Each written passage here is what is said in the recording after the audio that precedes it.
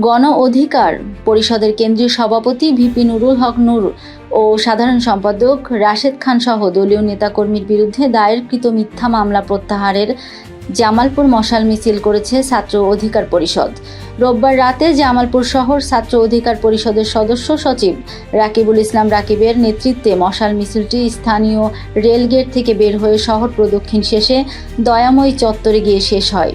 পরে এক সমাবেশে বক্তব্য রাখেন জেলা যুব অধিকার পরিষদের যুগ্ম সাধারণ সম্পাদক নূর নবী ইসলাম নূর, সদর উপজেলা ছাত্র অধিকার পরিষদের সভাপতি এহসান হাবিব রাহাত। অতিবিলম্বে মিথ্যা মামলা প্রত্যাহার করা না হলে জামালপুর থেকে বৃহত্তর আন্দোলনের হুমকি দিয়েছেন ছাত্র অধিকার পরিষদের নেতৃবৃন্দ। উল্লেখ্য, বরিশাল জেলা জাতীয় পার্টির সাধারণ সম্পাদক অ্যাডভোকেট আব্দুল জলিল বাদী হয়ে গণ অধিকার পরিষদের কেন্দ্রীয় সভাপতি ভিপি নুরুল হক নূর ও সাধারণ সম্পাদক রাশেদ খান সহ 25 নেতাকর্মীর বিরুদ্ধে মামলা দায়ের করেছে।